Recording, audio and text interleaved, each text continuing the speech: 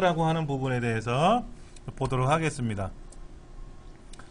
제가 인터넷을 실행해서요, 우리 어디로 들어갈 거냐면 그 pc.danawa.com pcdanawa라는 사이트로 한번 가볼 겁니다. 제가 알려드렸을 거예요. 그렇죠?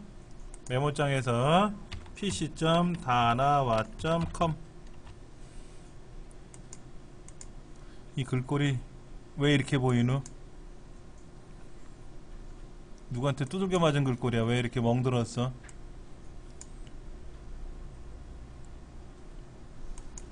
아이 큰일났어 이 컴퓨터. 자, pc.danawa.com에 들어오시면 이렇게 이제 다나와라는 사이트가 나와 있잖아요. 그렇죠? 그럼 여기 보면 HDD라고 돼 있어요. HDD 하드 디스크 드라이브라고 돼 있어요. 그렇죠? 눌러보세요. 하드 디스크 드라이브. 그러면 하드 디스크 드라이브가 이렇게 나와 있는데, 예. 와, 6테라짜리도 나왔나봐요. 6테라짜리. 하나 살까? 6테라는 얼마나 비쌀까? 33만 8천원, 34만 8천원이래요. 뭐 이렇게 썩 비싸지는 않네요. 라고 말하면 혼나겠지? 예, 굉장히 비쌉니다.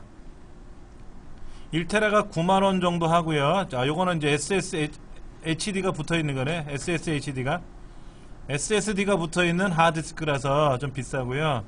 1테라 6만원이면 사잖아요. 2테라 8만 5천원이에요 3테라 11만원인데 그러면 1테라짜리 3개 사면 6만원이면 18만원 되지 않습니까? 근데 그것보다는 3테라 하나가 낫죠. 싼 것도 있지만 전기요금이 덜 나잖아. 전기요금이. 먼저 그 영상 봤을 때 예. 2테라짜리가 93,000원이었어요. 그때요? 네, 거기서 사가는 걸 봤어요. 93,000원. 지금 84,900원, 85,000원 하잖아요. 그건 예, 많이 내려가죠. 한 2개월? 그 다음에 이렇게 SSD가 붙어 있는 거는요, SSD가 붙어 있는 거는 좀 비싸죠. 아무래도 하드디스크 안에 SSD가 붙어 있어요. 8기가 정도. 8기가. 그 8기가가 그만큼 비싼 거예요. 몇만원 차이가 나는 거죠. 그렇죠? 500기가는 5만원이고 2테라 83,500원 한다 그랬지 않습니까? 자, 그러면 이 하드디스크 아무거나 한번 클릭해 볼게요. 클릭해 보면 하드디스크 외형이 나올 거 아닙니까? 외형. 하드디스크가 이렇게 생겼어요. 안에가 이렇게 이제 제가 실행을 해봤는데, 오.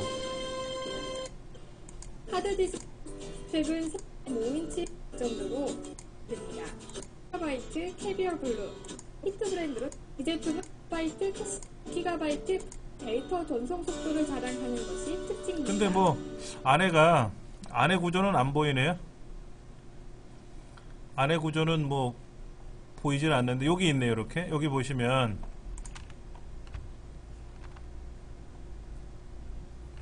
여기 보세요. 여기에 지금 디스크가 이렇게 한 장씩, 두 장, 세 장, 네 장 들어가 있어요. 여기 지금 몇 장이 들어가 있는지 보이지 않습니까? 그러니까 이제 이게 실린 이 하드디스크가 철판으로 되어 있어요. 둥그란 철판으로 들어 있는데 한 장당 500기가바이트면 4장이면 어떻게 되는 거죠? 2테라바이트가 되는 거죠. 2000기가가 되는 거죠. 그러면 한 장에는 윗면 아랫면이 있어요. 전축판에 윗면과 아랫면이 있듯이 윗면과 아랫면을 읽어요. 그게 8면을 읽는 거예요. 8면. 그럼 만약에 4장보다는 2장이 좋아요. 2장보다는 한 장이 더 좋은 거고요. 한 장이면 두 군데만 읽으면 되잖아요. 두 군데만. 근데 얘는 4장이니까 8군데를 읽어야 되지 않습니까? 장수가 적은 게 좋은 겁니다. 자, 여기 보시면 여기 이제 여기 실린더가 있고 요게 액세스 암이라 그래서 옛날 전축반을 움직이는 그런 이제 팔이 되는 건데, 암. 얘가 자성체에 의해서 컴퓨터의 명령을 받으면 얘가 안으로 밖으로 왔다리 해요. 이렇게.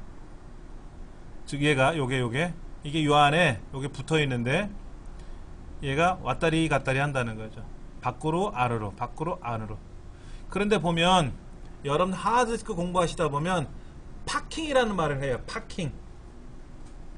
파크라고 하는 것은 주차시키는 거지 않습니까? 그런데 이 하드디스크 암이 안에 자석처럼 되어 있어요. 전축 바늘처럼 생겨 있는 건데 작동 중에, 컴퓨터가 작동 중에 정전이 되면 어떻게 될까요? 정전이 되면 내가 파워 스위치를 꾹 누르고 있으면 정전이 되는데 안에서 전류가 줄어들고 있다는 걸 느껴요. 컴퓨터가 느끼고 비로소 요 전축 바늘, 하드디스크 요 앞에 있는 요 몸통이 헤드라고 하는 영역이 바깥쪽으로 빠져나와요. 바깥쪽으로 빠져나오는 건 철판 밖으로 나오는 게 아니라 철판 끄트머리에 위치하는 거예요. 그게 파킹되는 거예요. 근데 문제는 갑자기 정전이 되면 어떻게 돼요? 갑자기 정전이 되면 푹 하고 꺼진 거잖아요. 근데 과거에는 푹 하고 꺼지면 요 헤드가 긁어요. 표면을. 전류에 이상이 생기면 빠락 긁어요. 그럼 어떻게 됩니까? 표면이 깨지는 거예요. 그게 언제 때 얘기냐면 한 10년 전만 해도 그랬어요. 그러면 이제 하드는 버려야 되는 셈이 되는 거죠. 물리적으로 깨져나가 버린 거예요. 근데 지금 나오는 하드디스크는 정전이 되든 어떠든 간에 플라잉 헤드라 그래서 표면에 살짝 떠 있어요. 살짝 떠 있기 때문에 정전이 되더라도 표면을 긁지를 않아요. 고장날 염려는 없는 거니까 걱정 안 하셔도 되고. 그러면 어떤 하드디스크를 사야 되느냐 이거잖아요. 하드디스크는 일부 다 좋은 거니까. 우리 책에 보면은 뭐 여러가지 말이 나오는데 첫째, SATA 6GBPS라고 써있어요. SATA 6GBPS. 요것이 SATA 3라는 뜻입니다. 제가 따로 메모는 해드리겠지만, 근데 폴레터가 한 장이래요. 폴레터가 한 장이라는 말은 철판이 한 장 들어있다고요. 1테라짜리 1테라짜리 1테라짜리에 철판이 한 장 들어있으니까 위에 500GB, 위에 아래 500GB. 그래서 아까 지금 예시 그리면은 철판이 4장 들어있는데 이 4장 들어있는 거는 뭐다? 4테라짜리고 우리 지금 보고 있는 거는 철판이 한 장이라는 걸 써있잖아요. 여기 플래터가 한 장이라고 써있으니까 플래터 한 장 1테라니까 1테라. 그 다음에 RPM이 있어요. RPM이 7200rpm이라고 써있어요. 1분에 7200바퀴 돈다는 뜻이에요. 7200바퀴 도는 거. 그 다음에 캐시가 있는데 캐시가 64MB가 있어요. 64MB가 있고요. 그 다음에 소비 전력이 있어요.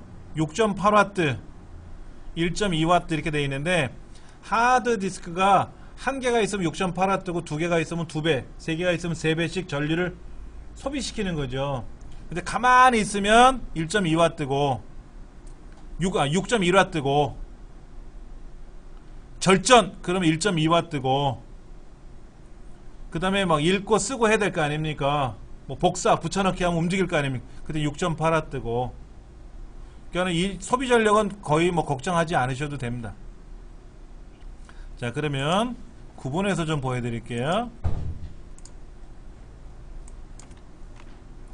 하드디스크는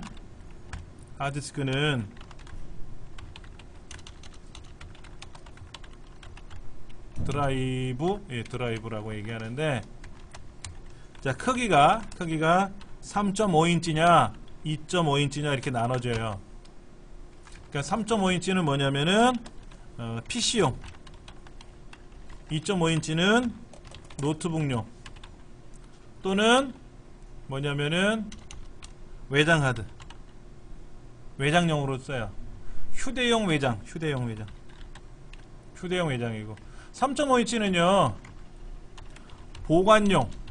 보관용 외장으로도 써요. 보관용 외장.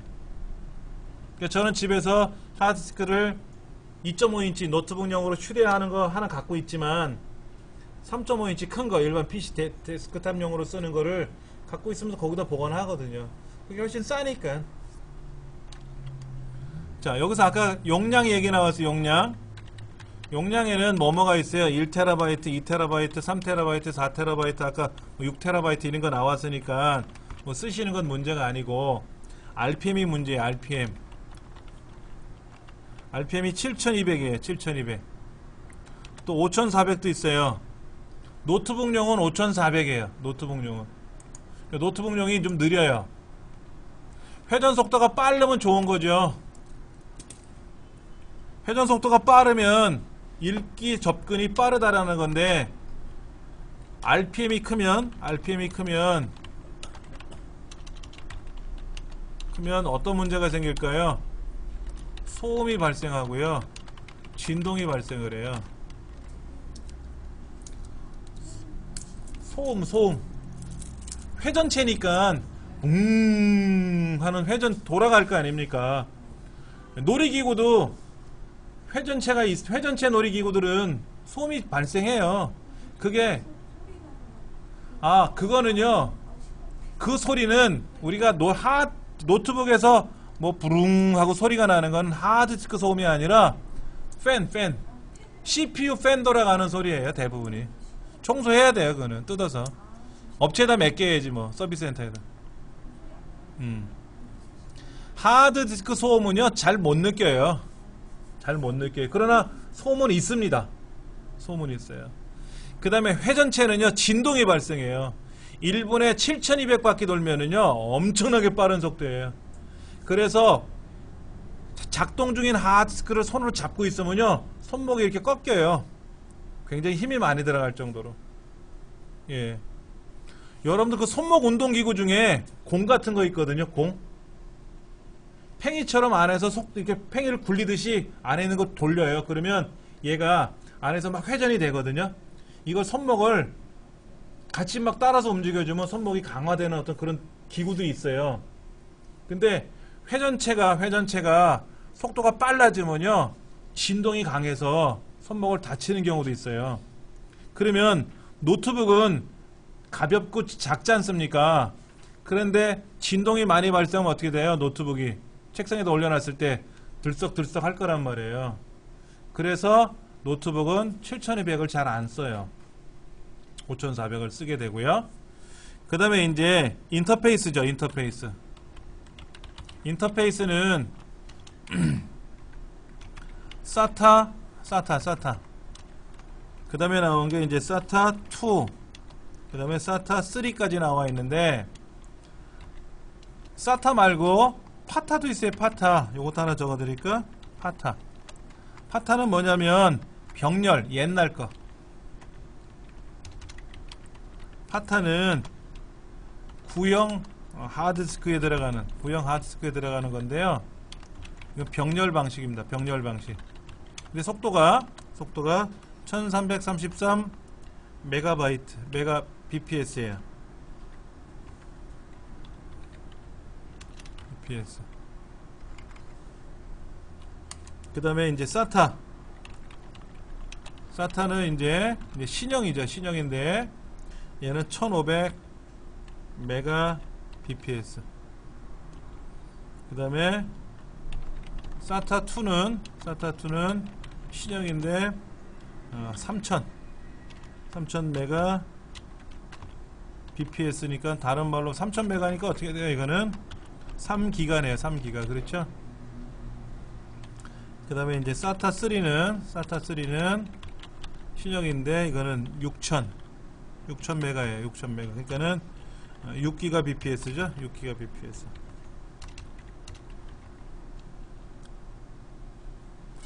인터페이스라고 하는 거는 기구 A라는 물체와 B라는 물체를 연결해 준다. 이게 인터페이스거든요. 그러니까 본체랑 연결을 해 주는데 어떤 방식으로 연결하느냐 하는 거죠. 어떤 방식으로 연결을 하느냐. 그래서 그 SATA는 빨간색 케이블로 되어 있어요. 우리 그림 보시면은 여기 써 있네. 181페이지 보면 검은 케이블인데 뭐 보라색 케이블도 있고 빨간 것도 있고 여기 지금 검은색 케이블로 되어 있어요. 얇은 케이블로 되어 있는 거. 그 다음에 이제 신형하고 구형하고 이따가 책에서 한번 찾아볼 거니까. 예, 187페이지 보시면은 거기 SATA 커넥터 빨간색 그림 보이네요. 예. 이런 거로 연결해 주는 거죠. 그 다음에 이제 버퍼가 나와요. 버퍼. 여기 보니까 아까 그 버퍼 캐시라는 게 나오네. 캐시. 캐시는 뭐냐면 캐시는 64MB 정도를 보통 많이 써요. 64MB부터 내려가면 어떻게 돼요? 사지 마세요. 64MB 이하로 내려가는 거는 아주 오래된 겁니다. 그러니까 예를 들어서 250GB짜리라든지 120GB짜리 아주 구형들은요, 뭐 8메가 이래요. 그러면 캐시는 역할이 뭐냐면 주기억 장치하고 주기억 장치와 하드디스크 사이에서 속도를 완충해주는 역할이에요. 주기억 장치가 빠르죠. 속도가요. 주기억 장치 속도가 얼마나 빠릅니까? 그게 우리 강의실만 해도 얼마입니까? 800메가?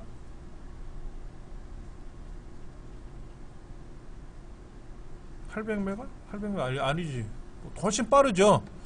그러면 하드디스크에서 속도하고 주기억 장치의 속도는 얼마나 차이가 나느냐? 아마도 주기억 장치가 몇 배 빠르죠. 훨씬 빠르죠. 그러면 우리가 쉽게 말해서 예를 한번 볼까요? 예를 한글 2007에서 문서를 작성했어요. 그리고 저장을 하지 않습니까? 그럼 저장이라는 말은 뭐예요? 주기억 장치의 자료를 어디에다? 보조기억 장치에다 저장하는 게 우리가 흔히 말하는 저장, 보관하는 게 저장하는 거지 않습니까? 그렇죠. 우리가 저장한다는 말은 주기억 장치에 있는 자료가 보조기억 장치로 가는 거예요. 얘는 입력이에요, 출력이에요? 출력이에요, 출력.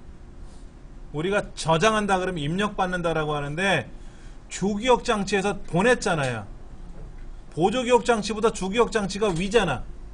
레벨이 높잖아요. 그러니까 주기억 장치에 있는 내용이 보조기억 장치로 간 거니까 출력 기능이에요, 사실은. 그런데 주기억 장치가 빠르지 않습니까? 그러니까 보조기억 장치가 느리니까 저장 명령 거는데 오래 걸릴 거 아닙니까? 그러면 직접 저장하면 어떻게 돼요? 직접 보관을 하게 되면 느리다 이거죠. 그래서 어디에다가 캐시에 1차 보관을 해요. 그리고 보조기억 장치에 2차로 보관하는 거예요. 그러니까 주기억 장치에서 한 20페이지 되는 분량을 저장 명령을 걸면 하드디스크로 C 드라이브의 내문서로 획 저장되는 게 아니라 어디에다가 캐시에 가는 거예요. 캐시가 빠르니까 주기억 장치만큼 빠르거든. 그러면 이제 캐시에 보관이 됐으니까 주기억 장치는 저장 명령이 끝났잖아요. 그 자기 일을 하러 가겠지. 그러면 그때 캐시에 있는 내용이 실제로 저장을 하는 겁니다. 그러니까 우리 CPU하고 메모리도 뭐예요? 속도 차이가 많이 나잖아요. 그럼 CPU에도 캐시가 있다 그랬지 않습니까? 그것처럼 보조기억 장치도 캐시가 있는 거예요. 그래야만이 속도가 그렇게 느린 느낌을 못 느끼고 사용자가 편리하게 쓴다 이거지. 그러니까 캐시 메모리가 우리 보통 캐시라고 얘기하는데 캐시라고 말하는데 사실은 다른 말로는 다 이건 버퍼라 그래요. 버퍼. 영어로 버퍼. 캐시는 CPU하고 주기억 장치 사이에 있는 게 캐시지. 근데 버퍼라는 말은요, 하여튼 임시 공간을 다 버퍼라 그래요. 캐시도 버퍼고, 우리 복사해서 블럭 잡아서 복사 붙여넣기 하지 않습니까? 그럼 어딘가에 보관이 되잖아요. 그런 것도 다 버퍼고요. 예, 프린터도 버퍼가 다 있거든요.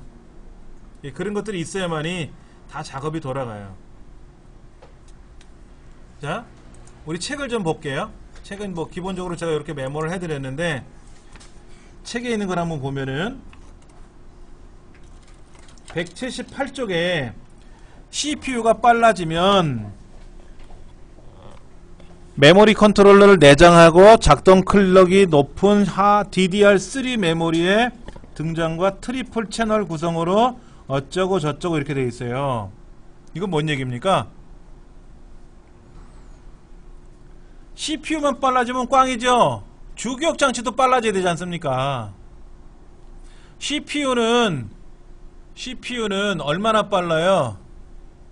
우리 강의실만 해도 3.3기가잖아. 3.3기가 초당. 메모리는 800메가야. 그 못 따라가지. 한 5배, 5분의 1밖에 5분의 1로 느리니까 어떻게 합니까? 캐시라는 걸 줘가지고 캐시에서 완충 역할을 해준다 그러는 거죠.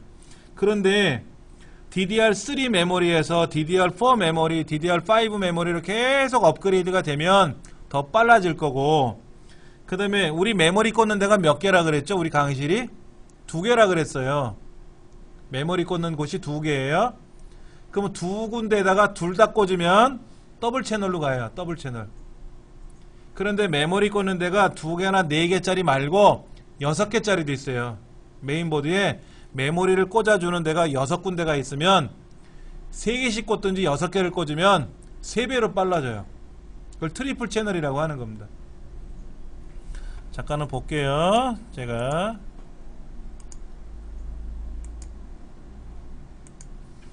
뭐냐면은 저 상단에 메인보드를 제가 클릭해 볼게요. 메인보드 중에 일반적인 메인보드를 제가 한번 클릭해 보면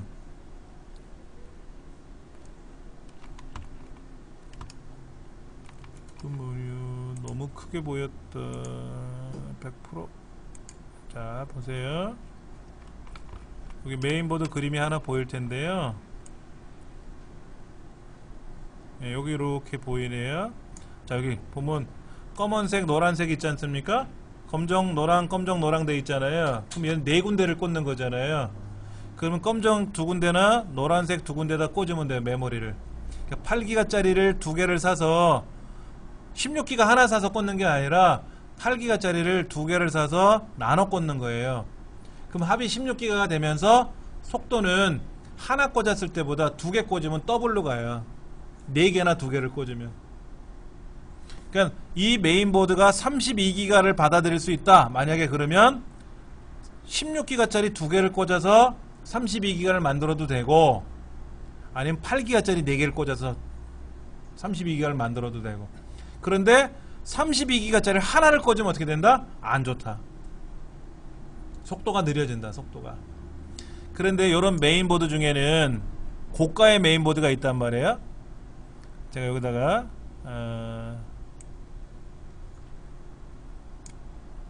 DDR4가 나왔네요. 메모리가.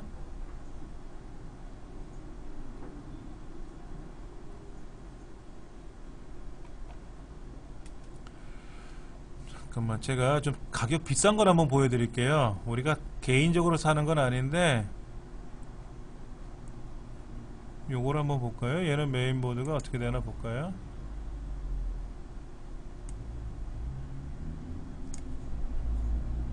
자, 여기 잠깐 보세요. 메인보드 몇 개를 꽂나 보세요. 검정색, 하늘색, 검정색, 하늘색. 아래도 있고 위에도 있죠? 8개를 꽂네, 8개. 그러면 얘는 8개를 꽂으면 메모리가 쿼드래, 쿼드. 4배로 빨라지는 거예요. 쿼드. 그러니까 메모리 꽂는 데가 8개가 돼 있으면 4개나 8개를 꽂으면 4배로 빨라지는 거고요. 메인보드 꽂는 데가 3군데가 있으면 3개나 6개를 꽂으면 3배로 빨라지는 거고요. 그 다음에 조금 다른 이런 서버용 메인보드도 있어요. 서버용 메인보드들은 메모리 꽂는 데가 지금 보세요. 굉장히 많죠? 근데 요거는 빨간색, 검정색, 검정색, 빨간색, 검정색 이렇게 나와 있는 거는 서버용이라서 비싼 거예요. 이거는 3채널이라고 되어 있죠? 3채널이니까 빨간색에다 3개를 꽂든지 아니면 다 꽂든지 그러면 4배 빨라진다는 거예요. 3배, 3배. 자, 이렇게 주기억 장치도 많이 빨라지고 있단 말이에요. 그 얘기입니다. 그러면 여러분들이 이제 컴퓨터를 조립하실 때는 어떤 걸 조립하셔야 돼요? 메인보드가 아까 메모리 꽂는 데가 8군데, 메모리 꽂는 또는 6군데, 이러면 비싸죠. 근데 우리가 정작 하는 업무가 어때요?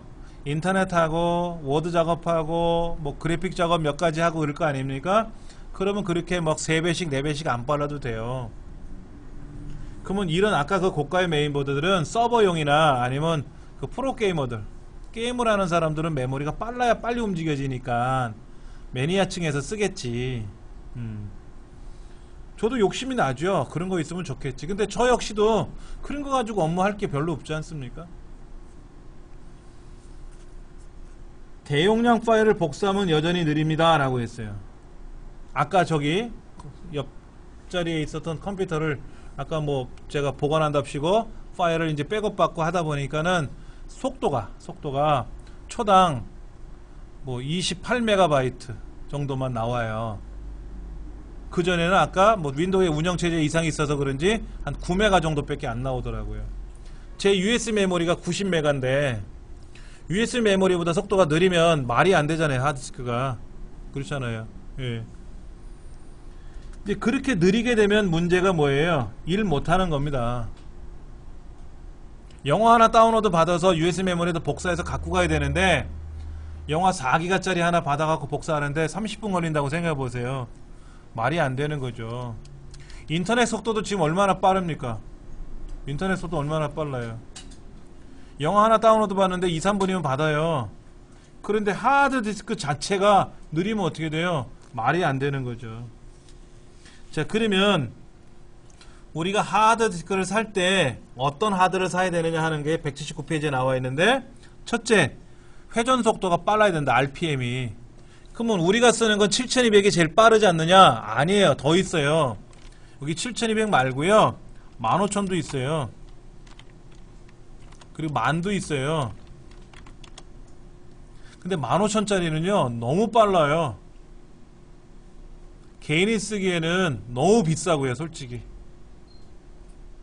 근데 요거는 인터페이스가 우리 SATA 방식으로 들어가는 게 아니고요 스카시 방식을 이용해서 쓰거든요. 스카시 방식을. 그래서 약간은 조금 빠른 반면에 불편한 점들은 있어요. 근데 이제 개인이 쓰는 건 대부분 이제 7200rpm이죠. 노트북용은 5400rpm이고 이렇게 보시면 됩니다. 그 다음에 플래터가 어떻게 된다? 한 장에 되고 4장보다는 3장이 좋고 3장보다는 2장이 좋고 2장보다는 한 장이 좋은 거예요. 그런데 이것도 아셔야 돼요. 아까 6테라짜리 여기 아까 잠깐 보니까 하드디스크 새로 나온 게 6테라짜리가 있다 그래서 뭐 걔를 클릭해 볼게요. 6테라짜리를 제가 이렇게 클릭했더니 여기 지금 338,000원 348,000원 나왔지 않습니까? 예, 여기 메모리가 128메가라고 돼 있어요. 128메가. 이거는 무슨 메모리가? 캐시 메모리. 아까 버퍼 메모리가. 그러니까 아까 제가 64메가라 그랬지 않습니까? 캐시가 64메가라고 돼 있는데 얘보다 훨씬 더 높아요. 128메가입니다.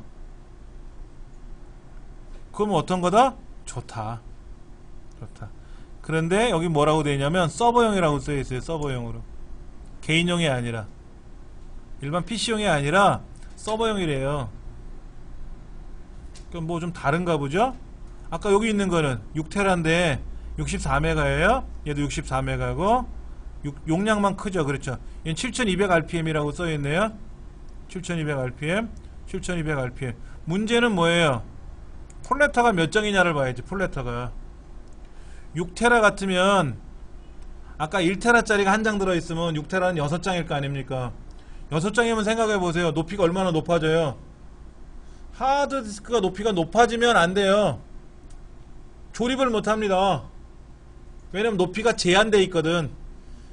본체 안에 케이스에다가 하드를 하나 꽂을 때마다 높이가 제한되어 있어요.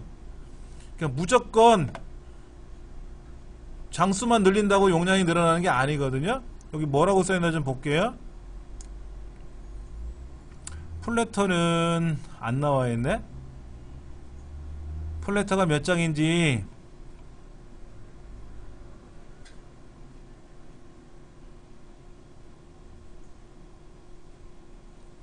플래터가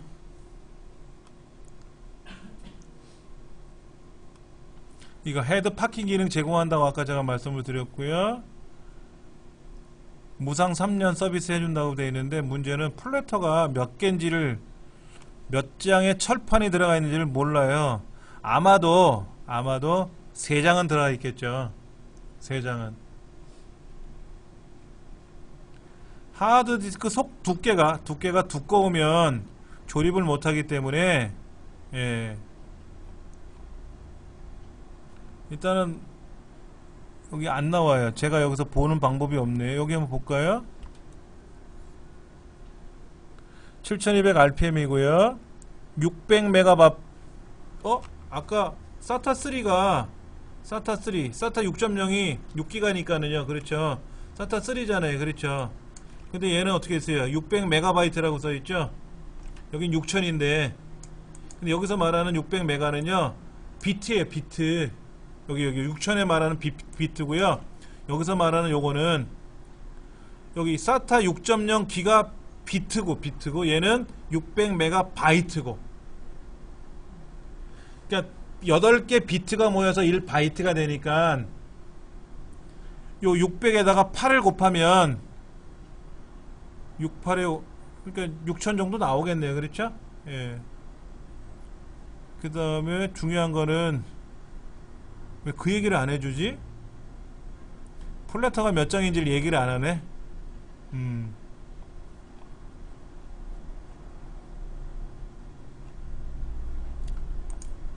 나머지들은 대부분이 뭐 그렇게 보면 되겠고. 요거는 5400rpm이네요. 보세요. 5400도 있어요. 5400rpm은 속도가 어떻다? 느리죠? 느려요. 빠른 걸 써야 되죠. 빠른 거를. 자, 버퍼 메모리 용량, 그 다음에 하드디스크 기록 밀도, 또 철판의 수, 플래터의 수도 작아야 되고. 그런데 이거 갖고는 빨라지는 거는 이제는 기대하기가 어렵다. 그래서 180페이지 보시면 SSD를 추가하자라는 말이 나와요. SSD가 뭐라 그랬어요? 플래시 메모리, 우리 USB 메모리 있지 않습니까? 그 플래시 메모리를 고속화시켜서 하드디스크처럼 달아놓은 거기 때문에요. 소음도 없고요. 열도 덜 나고요. 진동도 없고요. 엄청 빨라요. 단점은 비싼 게 단점이지. 그러니까 SSD를 여기다 달아주면은 SSD가 버퍼 역할을 해주니까 훨씬 어떻다? 빨리 움직인다 이거죠. 그러니까 주기억 장치랑 맞먹는 속도가 나올 수가 있다는 거죠. 훨씬 좋죠. 자, 181페이지에 SATA 3.0 이런 말을 했는데, SATA라고 하는 거는 아까 말씀드린 대로 과거에는 병렬 방식, 느린 방식을 쓰다가 빠른 방식을 채택을 했는데, 처음에는 SATA라는 최초의 방법이 나와서 원이라는 말을 안 썼고, 그 위에 이제 두 번째 신기술 SATA 2가 나왔고, 세 번째 SATA 3가 나온 거예요. SATA 3가 현재까지는 가장 빨라요. 우리 PC에서는.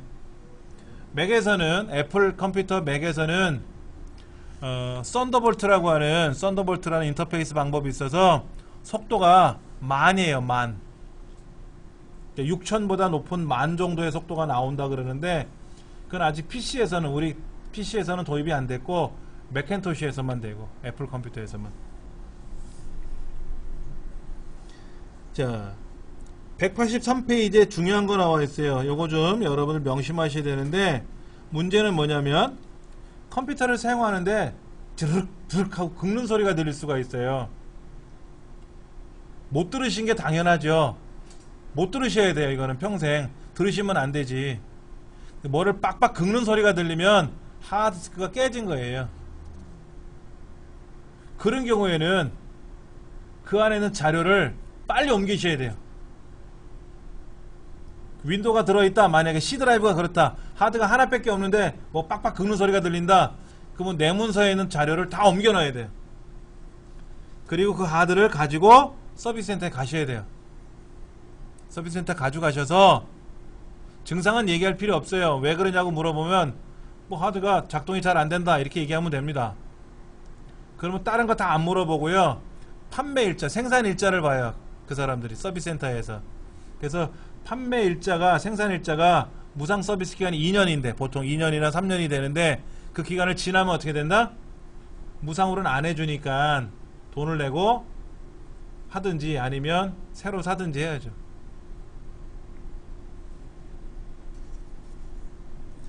그런데 우리 노트북은 그런 일이 거의 없지만 이런 데스크탑에서는 조립을 할 때 나사를 꽉 잠궈야 되는데 나사를 꽉 안 잠그면 어떻게 될까요? 아까 진동이 발생한다 그랬죠?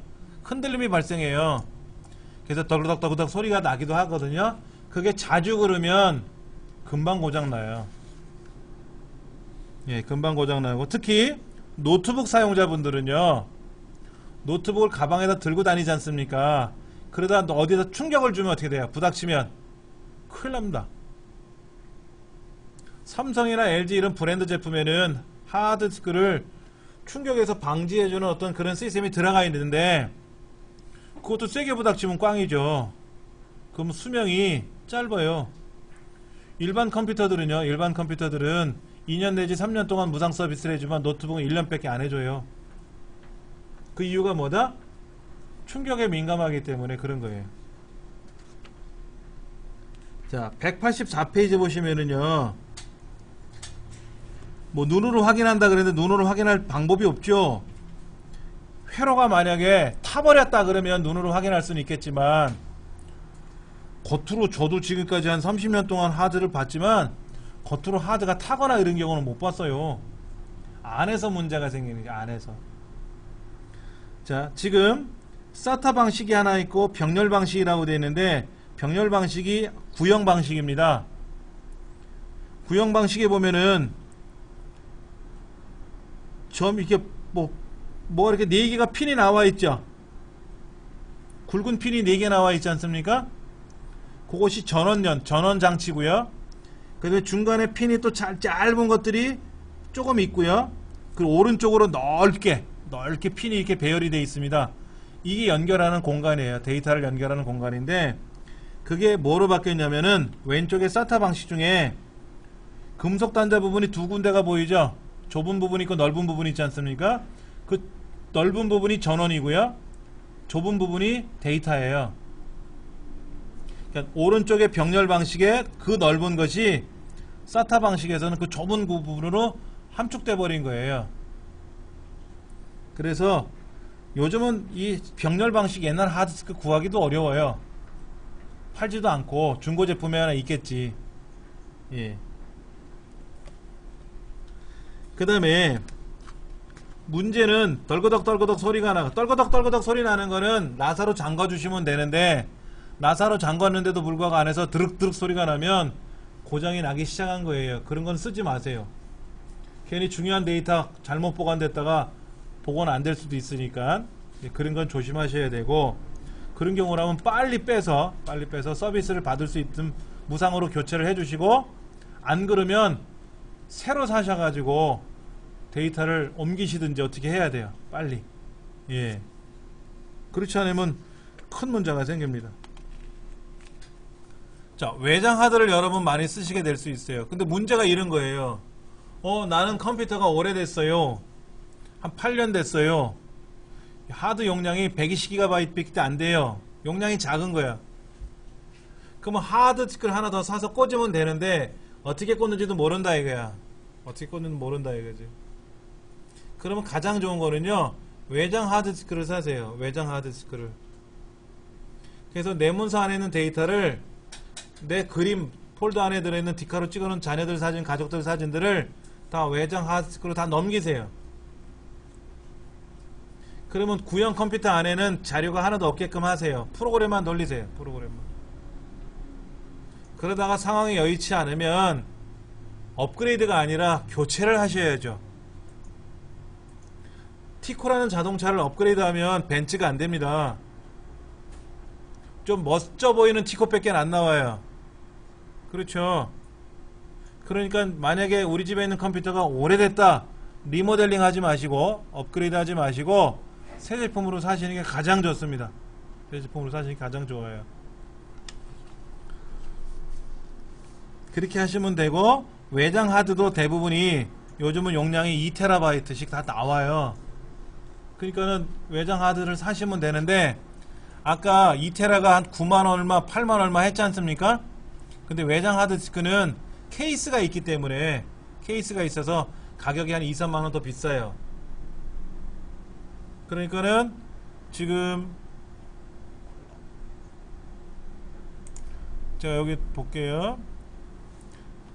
2TB가 84,900원 정도 가면 외장 하드디스크로 사시게 되면은 요거는 한 1만원 정도 가겠죠. 11, 2만원 갈 거예요.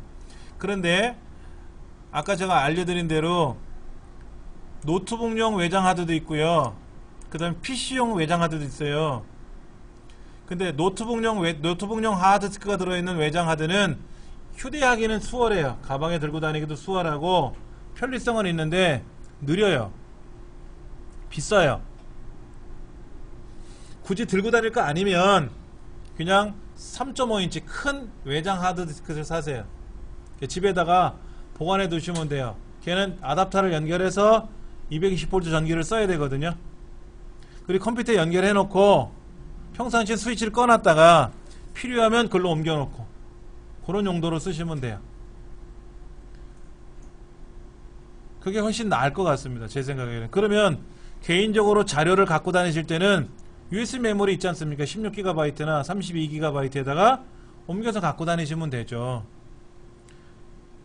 전문적으로 저도 직업으로 강의를 하고 있지만은 저도 외장 하드디스크를 가급적이면 안 갖고 다니려고 그러거든요.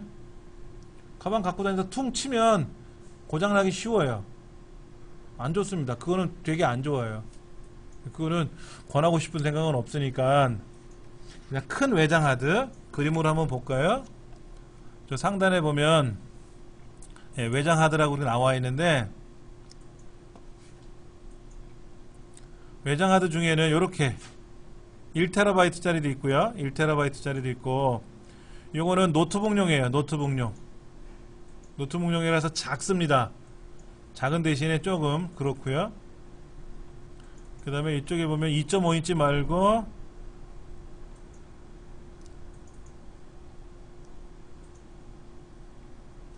여기 3.5인치 있네요. 3.5인치 있는데 SATA 방식도 연결되고 USB도 연결이 되고 다 되고요. 예, 2TB가 11만원 정도예요. 10만 천원이요. 10만 천원. 2TB가 10만 천원 정도 한대요. 그러면 충분히 가능하실 것 같아요. 예, 요거는 6TB짜리가 낀 거라서 이렇게 비싼 거고요. 6TB짜리가 낀 거라서 비싼 거고, 요렇게 돼 있습니다. 요렇게 케이스가 있고요. 여기다 USB로 연결할 수도 있고, 예. USB는 제일 빠르면 5기가예요. SATA 방식은 6기가인데 최고가, 얘를 USB로 연결했을 때는 5기가 밖에 안 나와요. 조금은 속도가 줄어들어요. 그래서 이렇게 케이스가 담겨져 있고 케이스 안에 하드가 들어가 있으니까는 여러분이 이렇게 세워서 쓰는 건 안 좋아요. 지금 사진 촬영 때문에 세워놓은 것 같은데 눕혀놓고 쓰시는 게 좋고요. 저는 밑면에다가 그 스티커, 고무 스티커가 있어요. 미끄러지지 말라고, 유리판 같은 것도 미끄러지지 말라고 이렇게 스티커를 붙이는 게 있거든요. 그거를 밑에다 박아놔요. 붙여놨어요. 그럼 눕혀놓으면 어떻게 될까요? 바닥에서 미끄러질 수도 있고 잘못하면. 근데 이제 고무가 붙어 있으니까, 스티커가 붙어 있으니까는 충격에도 좀 좋아지고요. 미끄러지지도 않고요. 예, 훨씬 좋죠. 안에 요렇게 들어있대요. 이렇게 케이스 안에 하드디스크가 들어있다는 뜻입니다.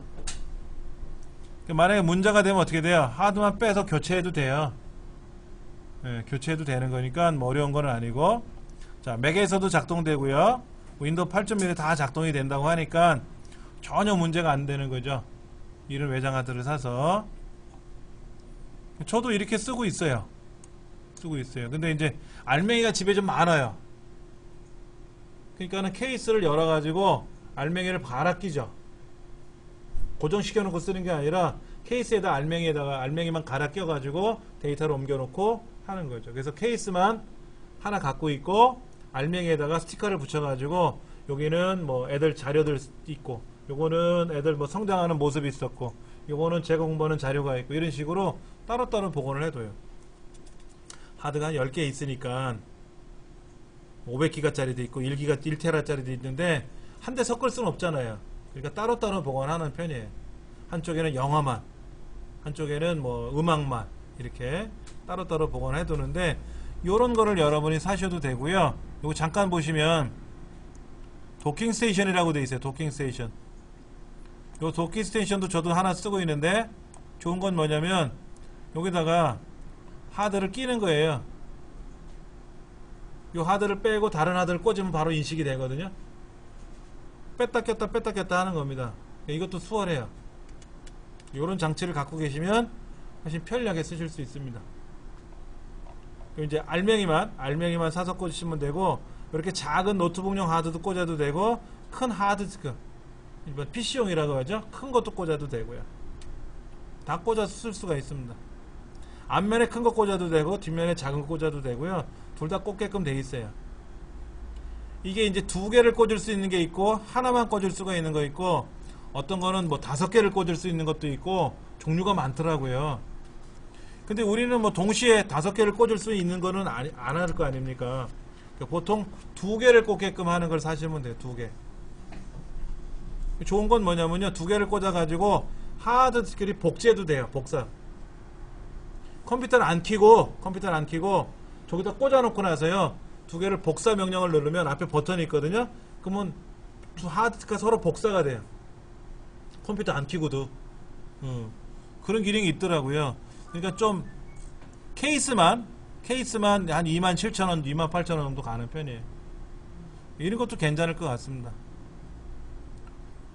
그 다음에 이렇게 휴대용은 굉장히 예뻐요. 보세요. 너무나 예뻐가지고요. 2테라인데 13만원이에요.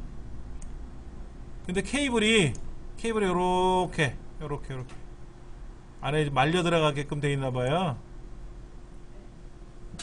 케이블이 요렇게 들어가 있는데 어떤 거는요 케이블이 아예 붙어 있더라고요.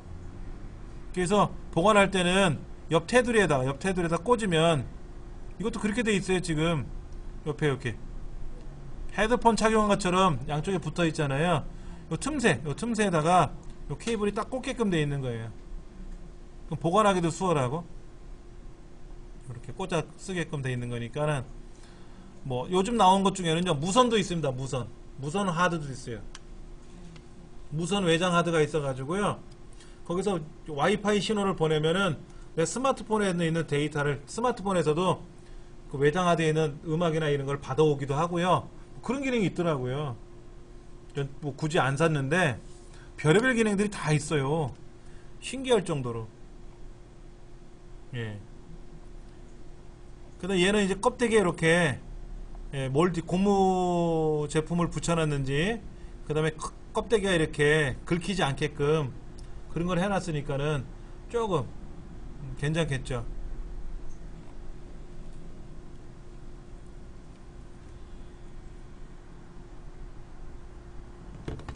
뭐 여러가지가 이렇게 있습니다. 뭐 노트북에 써도 되고요, 뭐 어디 써도 되고요. 실리콘 파워라는 이제 브랜드인데요.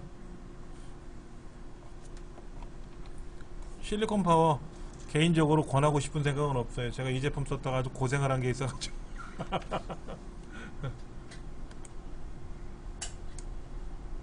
USB 메모리를 하나 구했는데 사갖고 쓰는데 한 4메가 3메가 mp3 노래 하나 복사하는데요 1시간 걸려요. 최신 제품인데 그래서 그거를 이제 지워야 되지 않습니까? 또 지우는데 또 한 1시간 걸려요.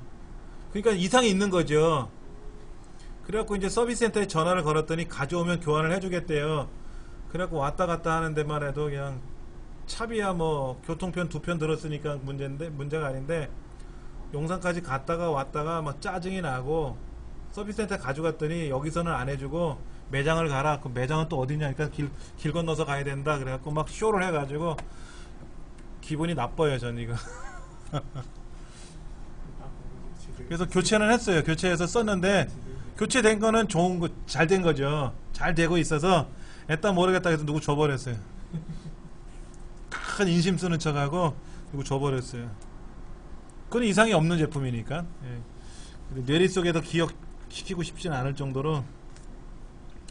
자, 외장 하드에는 오류가 발생하게 되면 어떻게 될까요? 오류. 자, 오류라는 건 뭐예요? 디스크 오류가 있어요. 디스크 오류. 왜 안 써지냐? 오류. 근데 이제 물리적 오류가 있고요. 디스크 오류에는 물리적 오류가 있고 논리적 오류가 있어요. 논리적 오류라는 건 뭘까요?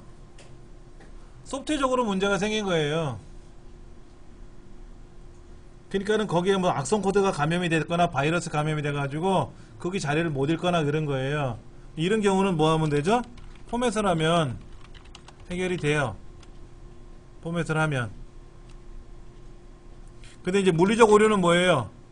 기계적 오류가 된 거니까 뭐예요? 이거는 포맷을 한다고 해결할 수 있는 문제가 아니고 뭡니까? 교환을 해야죠. 예. 그러면 내가 사용하는 하드디스크가 물리적 오류가 났는지 논리적 오류가 났는지 알아야 될 거 아닙니까? 그렇죠. 그럼 검사하시면 돼요. 어떻게 하는가 보여드릴게요. 우리 컴퓨터 안에 가면 이 프로그램 목록이 있지 않습니까? 보조 프로그램 그룹 안에 가보시면은요, 여기 시스템 도구라고 있어요. 시스템 도구. 시스템 도구도 어디 팔아먹었다 여기.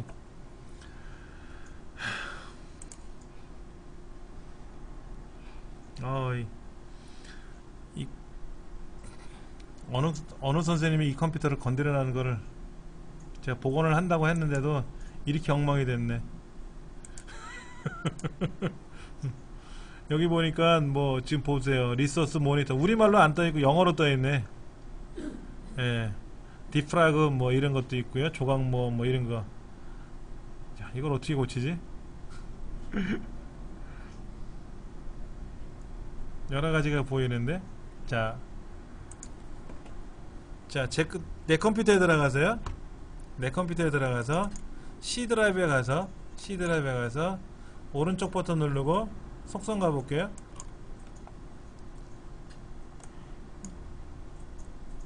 제가 어떻게 했다고요?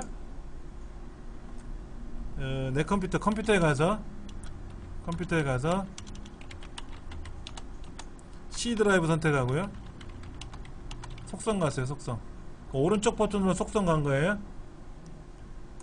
가시면 요렇게 C 드라이브에 대한 속성 중에 일반 도구 이런 거 있어요. 일반 도구. 도구 탭에 가시면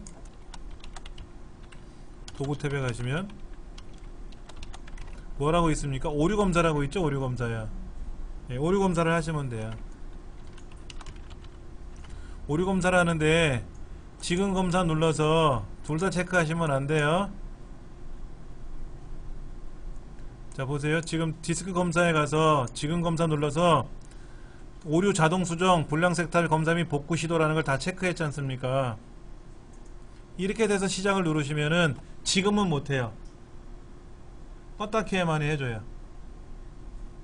이 상태로 놓으시면 껐다 켜야만이 작동이 돼요. 그럼 껐다 키게 되면 우리 이제 끄고 갈 거 아닙니까? 그럼 내일 아침에 오전에 수업 있을 거란 말이에요. 여기 목요일날 오전에 이제 그분들이 컴퓨터를 키는 순간 검사가 들어가요. 검사에서 잘못된 부분이 있는지 없는지 있으면 복구를 해줘야 되고 다 해야 될 거 아닙니까? 저거 하는데 한 3-40분 걸릴거려. 그러면 이제 내일 오전에 공부하시면 컴퓨터 키면 날벼락 맞는 거예요. 우리 때문에. 그러니까 이건 하지 마시고, 이건 언제 해야 되냐면 취소 누르시면 되고요. 이건 언제 해야 되느냐, 본인이 이 수업에 지금 하고 있으니까 껐다 켜고 해보셔야 되겠죠.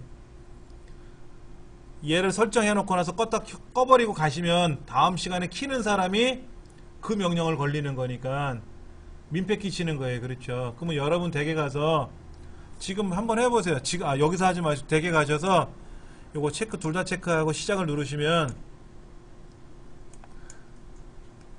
검사 예약이라고 누르면 이제 껐다 키면 작동되는 거예요. 취소할 겁니다. 그럼 여러분 댁에 있는 컴퓨터 그렇게 해서 한번 껐다 켜보시면 안에서 검사를 쫙 해줄 거예요. 논리적으로 문제가 있는지 물리적으로 문제가 있는지를 쫙 보여줘요. 근데 이 책에는 어떻게 하라고 되어 있어요? 전문 프로그램으로 테스트하라는 얘기잖아요. 이렇게 안 하셔도 되고 그냥 이 기능만 해도 돼요. 오류가 나면은요, 만약에 논리적 오류가 나면은 자기가 해결을 해요. 포맷을 우리가 안 해도 안에서 해줍니다. 그러니까 지금 당장에 포맷을 할 수가 없지 않습니까? 무조건 포맷한다고 다 최선은 아니지 않습니까? 그럼 물리적으로 오류가 발생하면 어떻게 돼요? 기계를 못 쓴다는 얘기지 않습니까? 근데 쓰긴 써야 되잖아요. 그러니까 윈도우가 알아서 다 해줘요. 예를 들어서 우리가 길거리 가다가 보면 도로가 이렇게 파인 데가 있지 않습니까? 도로가 파인 데, 그게 도로가 물리적 오류가 난 거죠. 그럼 앞에다 표지판 달아야죠. 우회하시오 이렇게. 거기 밟고 지나가면 넘어지지 않습니까? 싱크홀. 그러니까는 하드디스크 윈도우 자체가 만약에 물리적 오류가 발생하는 곳이 발견되면은 거기다가 우회하시오라고 팻말 붙여놔요. 그러면 어떤 프로그램인지 거기를 건들지 않고 넘어간단 말이에요. 그 다음에 논리적 오류라고 하는 것은 도로가 이상이 있는 건 아닌데 갑자기 공사를 한대. 공사하고 있는데 밀고 들어갈 수는 없지 않습니까? 공사가 끝날 때까지 기다려야 되는 거잖아요. 그럼 이제 그렇게 오류가 난 부분이니까 안에서 윈도우가 알아서 해결을 해줘요. 너무 걱정 안 하셔도 됩니다. 근데 만약에 아이 그래 윈도우도 새로 한번 깔아볼까? 하고 포맷을 하고 쓰면 더 좋다라는 얘기지. 당장에 하시라는 얘기가 아니라. 그런데 이제 여러분 사용하신 USB 메모리라든지 외장 하드 같은 경우는 특히 외장 하드는 역할이 뭐예요?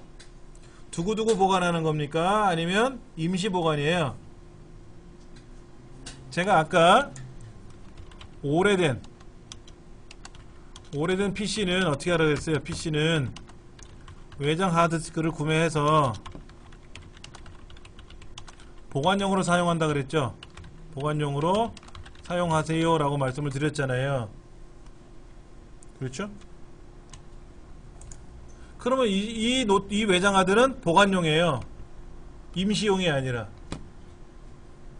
근데 저 같은 경우도 보관용으로 쓰는 게 있고 임시용으로 쓰는 하드가 있단 말이에요. 그러니까 들고 다니는 거 있어요. 수업 시간에 필요한 거 있으면 집에 있는 컴퓨터에서 필요한 자료를 USB 메모리는 안 들어가니까 용량이 커서 그런 건 외장 하드 담아서 갖고 다닌단 말이에요. 그때는 뭐예요? 용도가 그냥 이동식이잖아요. 이동식. 보관용이 아니라 임시용으로 쓰는 거지 않습니까? 그렇게 임시용으로 쓰는 외장 하드는 포맷을 이상이 있다 생각하면 포맷 하시면 편하지. 근데 보관용은 어떻게 돼요? 보관용은 포맷을 못 하지 않습니까? 데이터를 보관을 해둘 데가 따로 없으니까. 내가 사용한 하드가 2테라 짜리인데 이 데이터를 다른 데 2테라가 있어야 옮겨놔야 포맷을 할 거 아닙니까? 그러니까 그건 쉽지가 않죠. 근데 여기 나오는 지금 설명은 그렇게 걱정하실 필요가 없는 게 하드디스크가 특별히 막 고장이 나거나 물리적으로 깨져나거나 그런 경우는 없다고 생각하세요. 이 책에 나와 있는 거는 혹시나 그럴까봐 그러는 거지. 혹시나. 예. 저도 제가 지금 사용하는 그 SATA 방식의 하드는 뭐 오류가 발견된 게 한 번도 없었어요. 한 번도 없었기 때문에 굳이 그렇게 걱정 안 하셔도 되고요. 195페이지 보시면요, 로우 포맷이라는 것도 하라고 되어 있어요. 로우 포맷. 세상에 로우 포맷이라는 게 있어요. 자, 보여드릴게요. 로우 포맷이라는 게 있어요. 로우 포맷. 로우 포맷이 있고요. 예, 하이 포맷이 있어요. 하이 포맷이 있는데, 하이 포맷이 우리가 윈도우에서 말하는 포맷이에요. 이게 이제 일반적인 포맷 방법이고요. 로우 포맷은 제조사에서 제공하는 포맷 프로그램을 사용하는 겁니다. 과거에는 도스 안에, 도스라는 운영체제 안에 로우 포맷도 있었어요. 근데 그걸 안 쓰고 이제는 어떻게 하냐면 제조회사에서 프로그램을 제공해요. 로우 포맷용 프로그램을 제공하니까 그냥 그거를 쓰시면 돼요. 그러면 안에 하드디스크가 문제가 발생한 게 있어도요, 로우 포맷을 하면 싹 지워요. 대신에 무진장 오래 걸려요. 무진장 오래 걸려요. 뭐 방법이 없어요. 오래 걸리더라도 깨끗하게 지워야 되겠죠. 그렇죠? 예. 그러니까 로우 포맷은 이 책이 저자는 이런 것까지 설명을 하는 거고요. 저도 로우 포맷 안 해봤어요. 과거에 아주 오래전에 했었고요. 최근에 한 10년까지는 해본 적이 기억이 없어요. 그럼 로우 포맷 할 때 어떻게 해야 되느냐? 로우 포맷을 해야 될 때 서비스 센터에 가서 맡기면 된다니까. 그럼 교환해 주잖아요, 새 제품으로. 그렇게 해서 가져와야지 뭘 로우 포맷을 집에서 해. 그럼 5년 된 하드는 무상 서비스가 안 되지 않습니까? 교환이 안 되잖아요. 그런 거는 써야지. 근데 불량 섹터가 난 적이, 물리적 오류가 난 적이 없었으니까 문제가 없는 거지. 그러니까 보통 과거에는 하드를 3년간 무상 서비스를 해줬어요. 3년간. 그런데 최근에 바뀐 게 뭐냐면 2년이에요. 2년. 다 2년으로 바뀌었어요. 고가는 3년이고. 그러면 하드 디스크를 딱 사면 레벨이 붙어 있어요. 라벨이 붙어 있는데 몇 년 몇 월까지 무상 서비스가 됩니다라는 스티커가 딱 붙여놔요. 아니면 언제 구매했다라고 스티커가 붙어 있어요. 언제 구매했다고. 몇 년 몇 월에 구매했다고. 그럼 얘가 2년짜리인지 3년짜리인지는 이제 판가름 해봐야 되겠죠. 그럼 서비스 센터에 가져가면 바코드를 읽어요. QR코드나 바코드를 읽어가지고 서비스 해드릴게요. 교환해드릴게요. 이렇게. 그럼 무상 서비스가 안됩니다. 돈을 내고 교환을 하세요. 라든지 결정이 나겠죠. 그럼 어떻게 하느냐? 한 1년 8개월 써요. 1년 8개월 쓰고 막 썼을 거 아닙니까? 제가 그 안에 있는 데이터를 막 하드를 많이 돌렸을 거 아닙니까? 그러면 이제 저는 왜 하드가 여유가 좀 있다 그랬지 않습니까? 그럼 다른 데 옮겨놔요.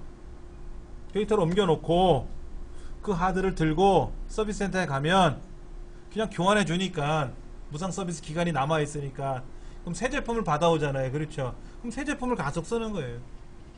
그럼 새 제품에도 제가 본래 받았던 구매했던 하드디스크에 그 구매한 날짜 있지 않습니까? 그 스티커를 다시 붙여줘요. 그러니까 이제 새로 산 거, 새로 교환 받은 게 또 무상 서비스가 2년이 아니라 그거는 예전에 승계하는 거지. 예전 그 날짜를 승계하는 거니까 그래도 새 제품이잖아요. 새 제품이잖아요. 그렇게 해서 관리해서 쓰는 게 좀 낫죠. 근데 이제 최근에 새로 구매한 하드가 없어서 지금 구매한 하드가 대부분 한 2년 더 지났어요. 무상 서비스는 이제 안 됩니다. 제가 갖고 있는 제품들은. 뭐 그럭저럭 쓰면 되지 뭐.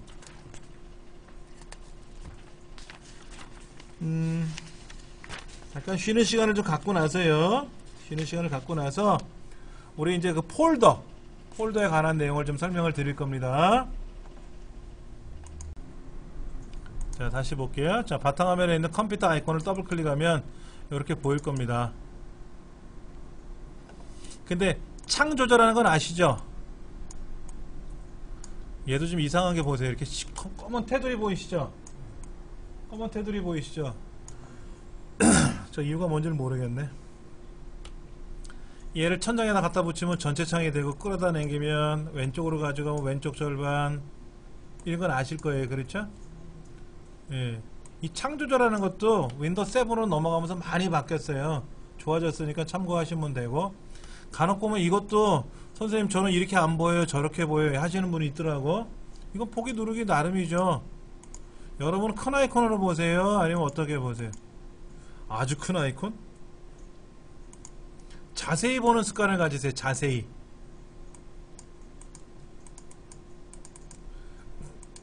보는 습관을 가지시면요 굉장히 좋습니다. 그냥 이렇게만 보면은 이게 하드디스크가 들어있고 이동 CD디스크가 들어있다, 이것만 알잖아요. 그런데 여기 있는 방법 중에서 보세요. 지금 용량이 얼마큼 돼 있고 사용 공간이 얼마큼 돼 있는지도 알 수가 있고요. 또 어떤 거는요, 이렇게 보기 나름이죠. 그렇죠? 지금 보시는 방법은 요거예요. NTFS로 연결되어 있는지 뭐로 연결되어 있는지. 자, 제가 USB 메모리 하나 꽂아 볼게요. 뭐라고 나오나 볼게요.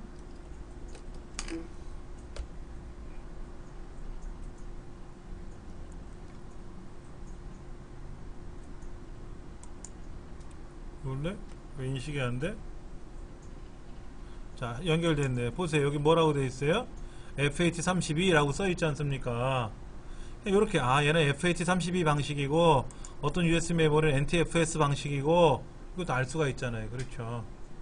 이런 게 보시는 습관을 가지셔야 돼. 보시는 습관을.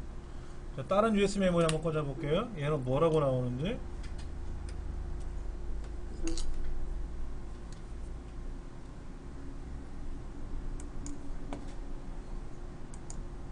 넣어라.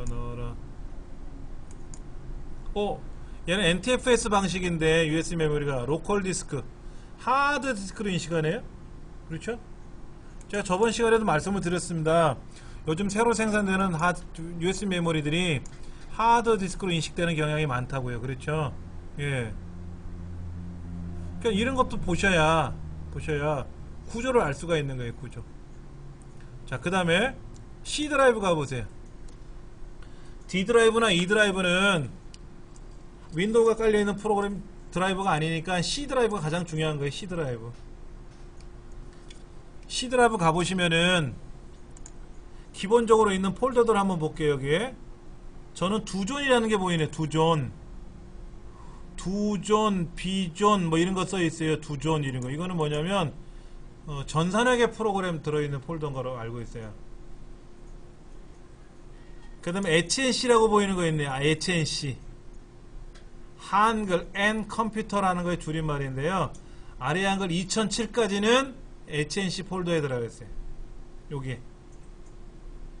근데 아래 한글 2010을 깔면 프로그램 파일즈라는 폴더 안에 들어가요.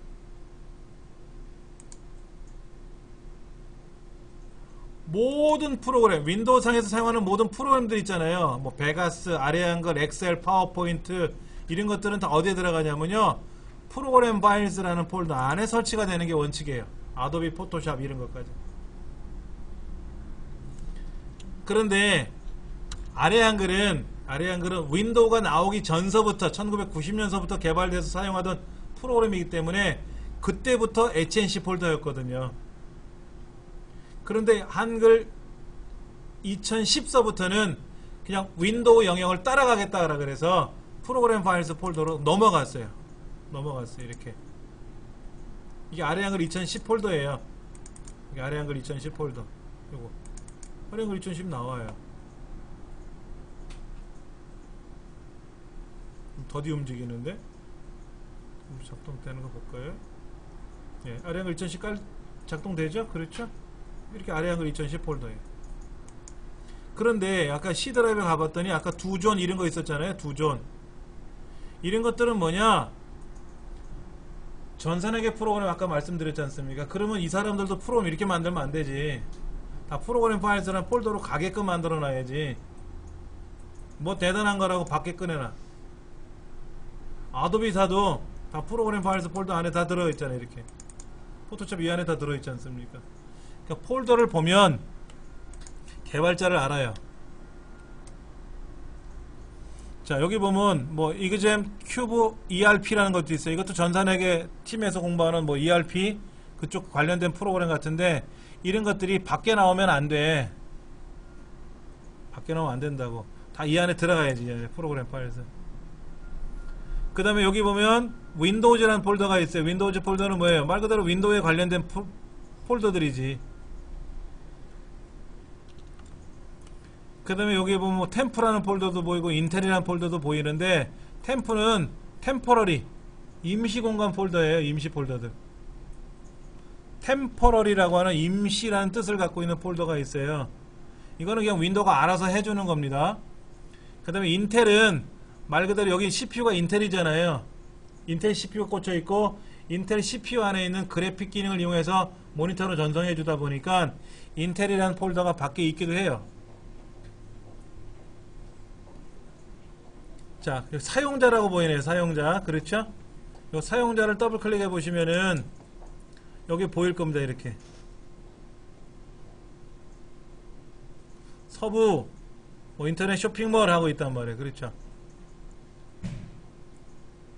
그럼 인터넷 쇼핑몰은 뭐예요? 여기 쇼핑몰 공부하는 분들 자료 폴더겠지 뭐. 그렇겠죠? 그 다음에 서부로 들어가면 뭐가 있어요? 서부에 가면 여러가지 있네. 내 문서도 보이고 있네. 보이나요? 이렇게? 여기 보이세요? 여기 보면 다운로드 이런거 보여요? 다운로드? 내 문서 있어요? 다큐멘트? 다큐멘트 보여요? 여기 보면 내 문서 안에 어디로 갔어? 여기 있나? 어디로 샜다? 픽처 뮤직 문서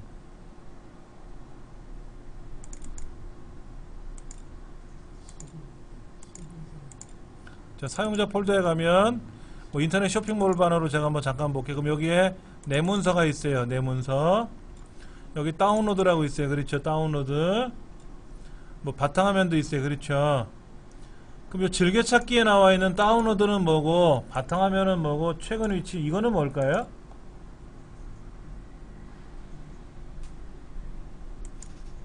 C 드라이브 다시 들어가 볼게요. C 드라이브에 아까 사용자 폴더가 있다 그랬죠?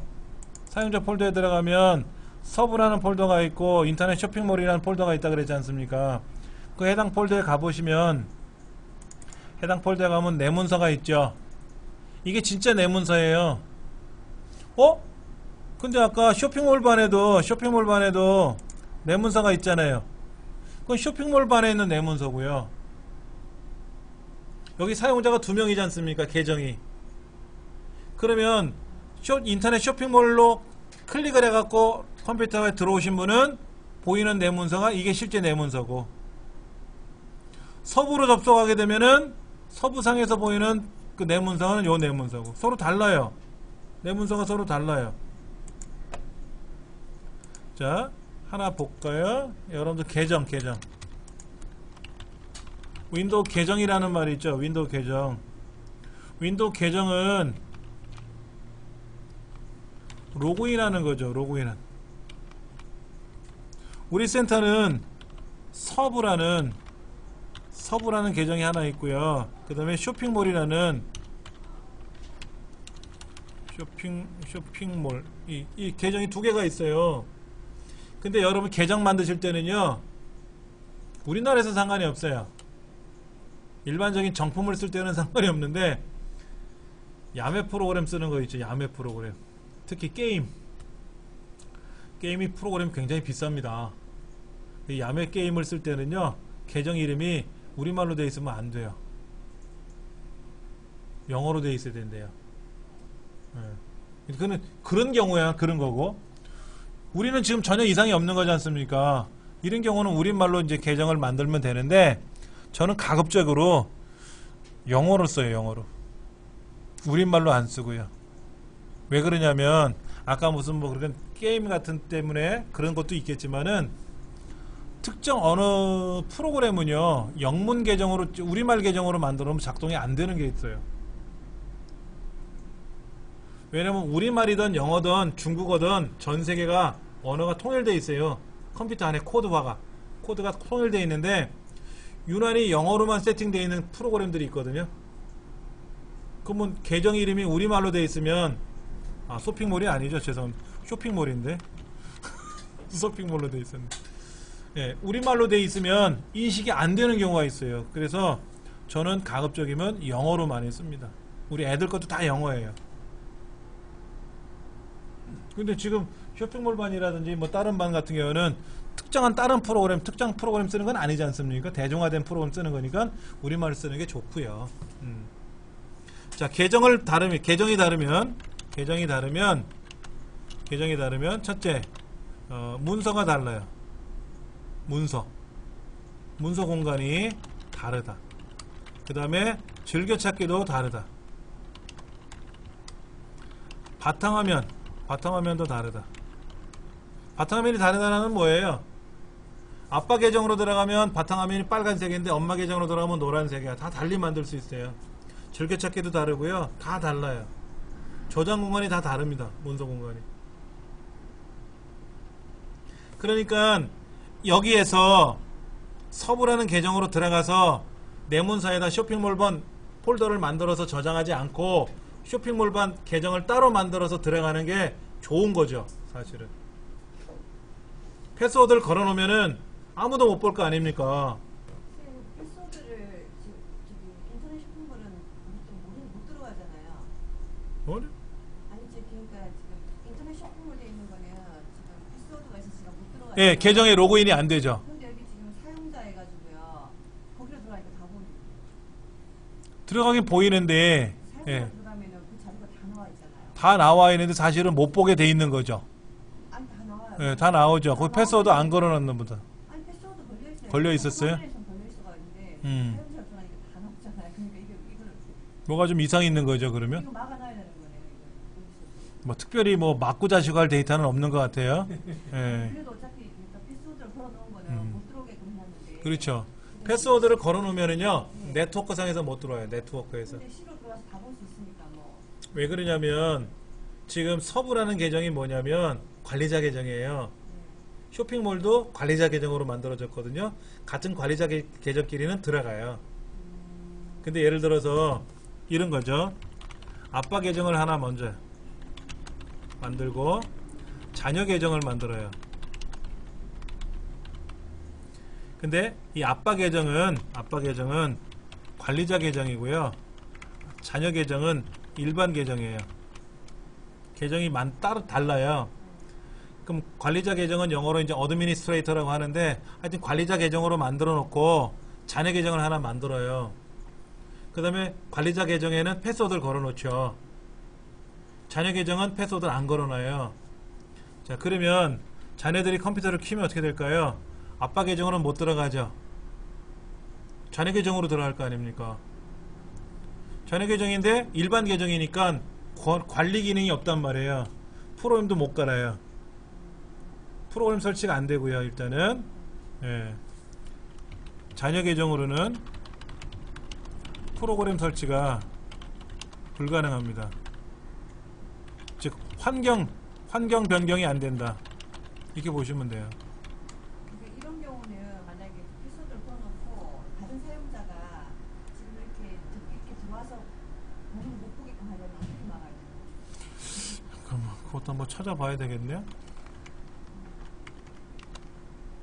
관리자 계정끼리는 보통 들어가는데, 그러니까 컴퓨터 한 대를 가지고 부장님도 쓰고 과장님도 쓰고 이러면 안 돼요. 사실은 가족이니까 쓰지.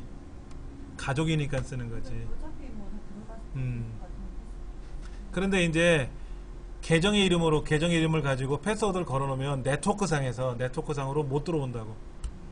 여기 로컬에서는 들어올 수 있겠지만, 자, 그러면 자녀는 일반 계정이잖아요.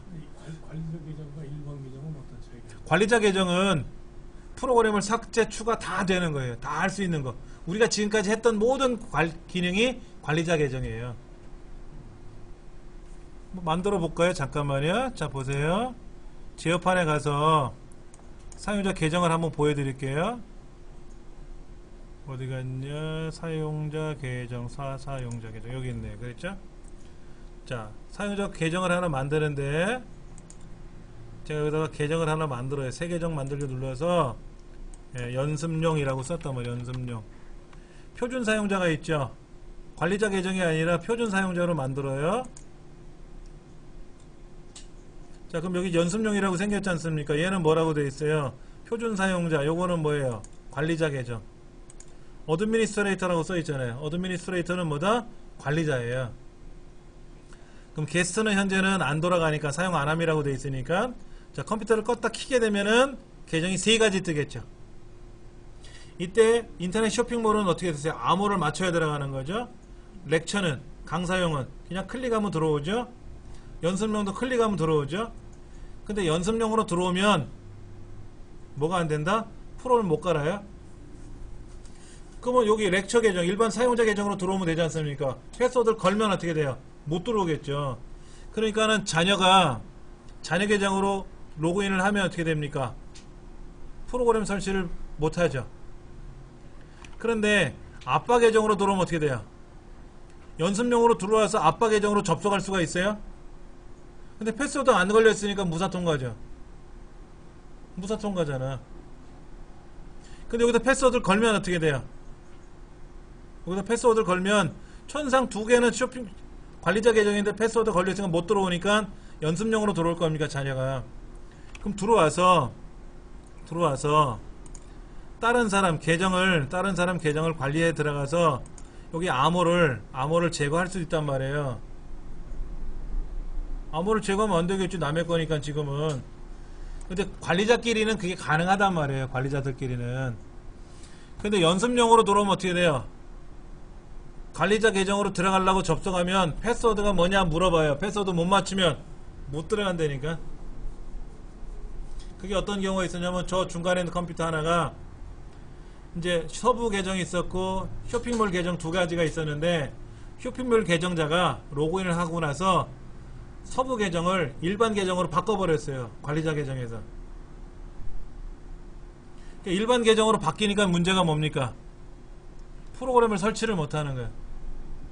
그러니까는 일반 계정으로, 그러니까 관리자 계정으로 바꿔야 되지 않습니까? 바꾸려고 들어가서 봤더니 웬걸 쇼핑몰반은 패스워드 걸려있으니까 접근을 못하잖아. 그러니까 쇼핑몰반 계정으로 들어가서 그 아까 일반 서부 계정을 관리자 계정으로 바꿔주면 되는데 패스워드 걸려있으니까 접근을 못하지 않습니까? 그러니까는 이제 문제는 뭐예요? 쇼핑몰반 학생한테 의뢰를 해야지. 요 계정 바꿔달라 이거예요. 그러면 그렇지 않으면, 만약 계정을 안 바꿔주면 어떻게 돼요? 관리자 기능으로 안 바꿔놓으면은 서부 계정으로 로그인하면 프로그램 못 깔아요. 아무것도 못합니다. 그런 불편함은 있는 거죠. 그러니까 여러분들도 이제 자녀들하고 여러분이 컴퓨터를 같이 사용하시는 거라면 부모 계정은 관리자 계정으로 패스워드를 걸어놓고, 어린 자녀들이 쓰는 거는 일반 계정을 만들어놔야 애들이 인터넷상에 들어가서 프로그램 다운로드 받고 설치하는 게 아무것도 못하게 막히는 거지. 원하면 이제 부모한테 허락을 받아야지. 나 이거 좀 깔아주세요. 그러면 이제 부모 관리자 계정으로 접속을 해서 프로그램을 깔고 다시 이제 해줘야죠. 원하는 것만 깔아줘야지. 안 그러면 애들이 무방비 상태니까 막 깔아요. 개판된단 말이에요. 중고등학생 정도는 뭐 알아서 하겠지만, 이 유치원생들이라든지 코맹이들은 그런 능력이 없지 않습니까? 분별 능력이 없으니까 마구잡이로 깔아놓고 엉망돼요. 문제가 되는 거죠. 자, 계정을 달리 해놨어요. 자, 또 하나 볼게요. 여기 보시면 왼쪽에 다운로드라는 폴더가 있다 그랬지 않습니까? 자, 제가 폴더 옵션을 펼쳐 볼게요. 자, 보세요. 요 다운로드가 뭐라고 되어 있냐면 이렇게 되어 있네요. 얘가 지금 어디로 처박혀 있노? 엉뚱한 데가 있네요. 시스템 프로필이라는 엉뚱한 데가 있어요. 지금 여기 다운로드 폴더가 이렇게 되어 있어요. 제 다운로드, 즐겨찾기 다운로드는 어디냐면 밑으로 가 있어요. 자동으로 밑으로 펼쳐져 이렇게 명령을 걸어놨거든요. 계정이 희한한 계정으로 바뀌어버렸어요. 시스템이 지금 여기가. 본래는 사용자 계정에 들어가면 서부하고 쇼핑몰 두 개가 있는데, 쇼핑몰 서부에 가면 여기 내 문서에 있어야 되지 않습니까? 없다고 지금. 그럼 여기서 말하는 내 문서는 어딘가 보세요. 여기는 말하는 내 문서는, 여기는 말하는 내 문서는 어딘가 보면은 얘는 또 딴 데로 가 있어요. 동네가 서로 달라요. 자, 일단은 즐겨찾기는 뭐냐면은요, 인터넷 즐겨찾기랑 달라요. 나는 D 드라이브를 잘 써. 특히 D 드라이브에 가면 자료가 있어요. 여기 프로그램. 이 프로그램을 즐겨찾기에다 드래그하면 이렇게 프로그램이라고 생겨요. 그럼 여기 있는 프로그램을 클릭하자마자 실제 주인은 어디 있는 거야? D 드라이브에 있는 프로그램이지. D 드라이브는 프로그램 가는 거죠. 그러니까 여러분이 USB 메모리라든지 내 컴퓨터 안에 있는 자료들이 있지 않습니까? 자주 쓰는 폴더가 있잖아요. 그 폴더를 제가 여기다가 쓱 옮겨놓는단 말이에요. 옮겨놓으면 어떻게 돼요? 강의자를 딱 클릭하는 순간 어디로 와? 제 USB 메모리로 오는 거예요. 안 그러면 어떻게 되는데? 내 컴퓨터에 가서 USB 메모리 가서 어디를 가서 이렇게 됐는데 지금 어떻다? 즐겨찾기에 있는 강의자를 클릭하면 알아서 그 폴더로 온다 이거지.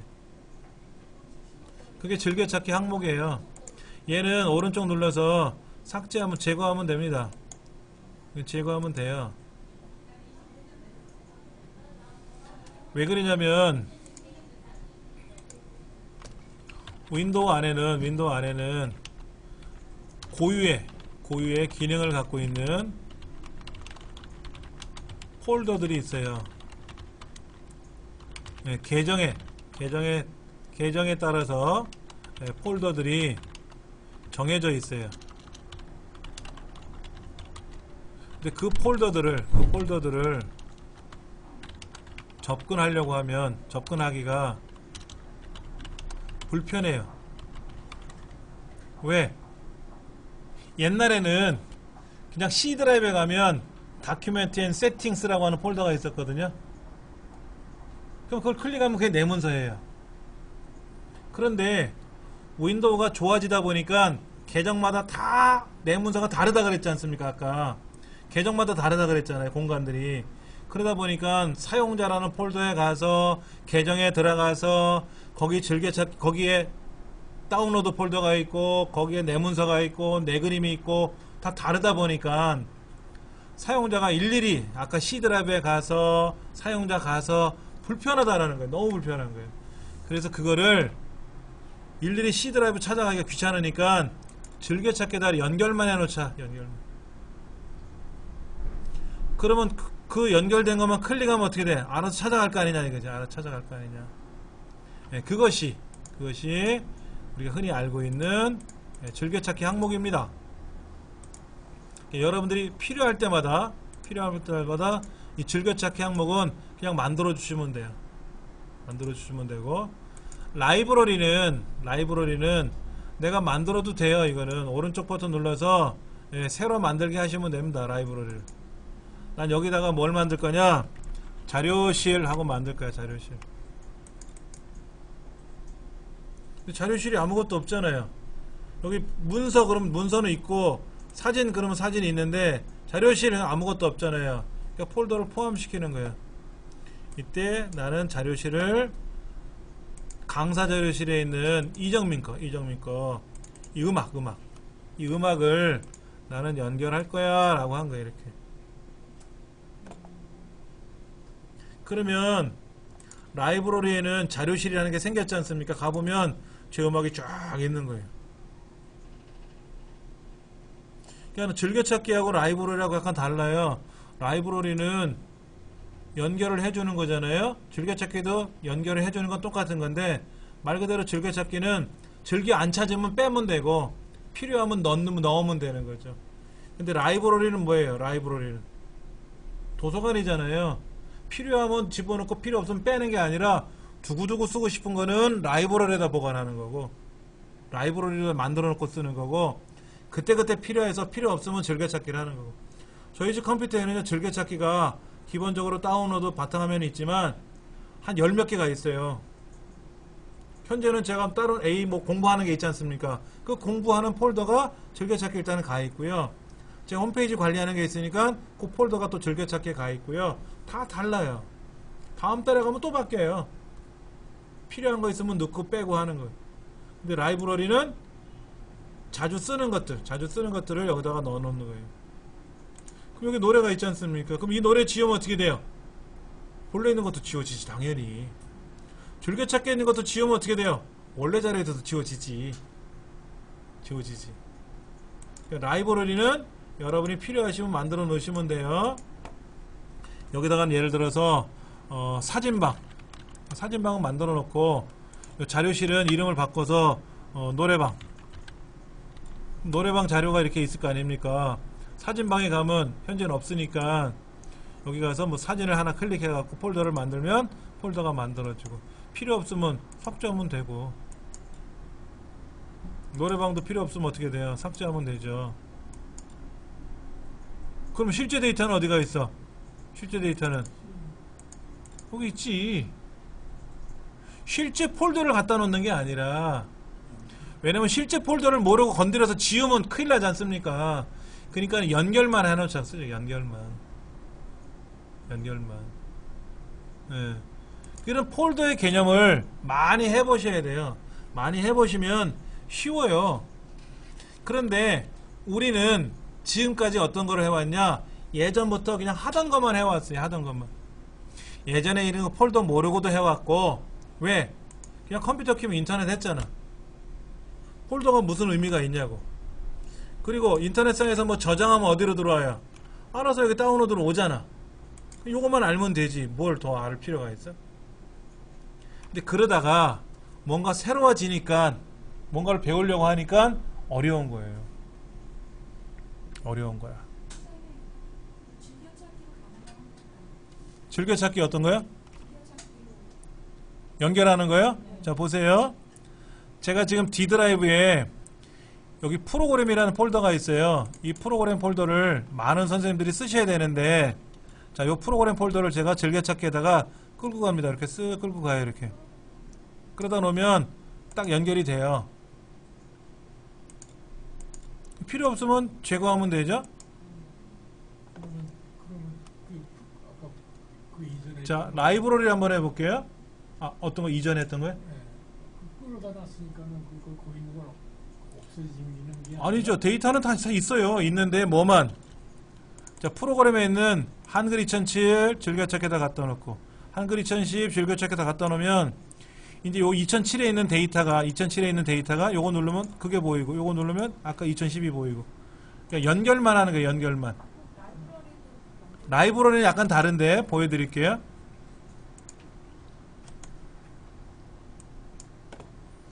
자, 라이브러리에는 제가 하나 만들 거예요.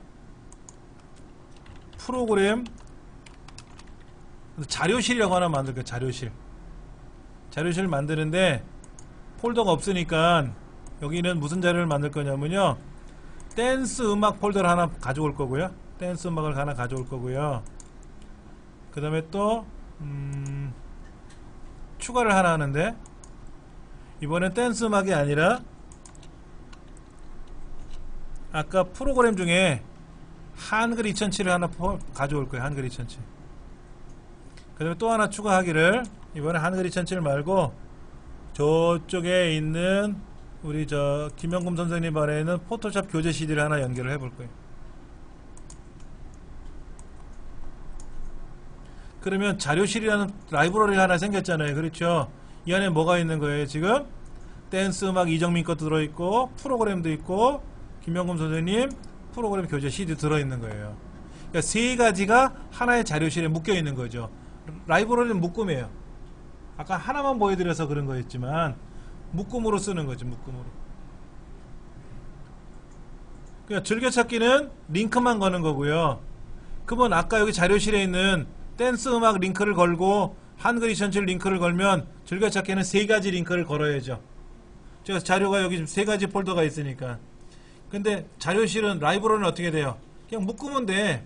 여기다 놓고 여기 들어가서 추가만 해주면 돼. 추가만 하면 이 사진방, 사진 샘플도 집어넣어. 그럼 이 자료실에는 사진 샘플도 들어있고, 한글 2007도 들어있고, 교재 CD도 들어있고, 댄스 음악도 들어있고, 내 마음이야. 이때 자료실을 없앨 거야. 삭제하면 돼요.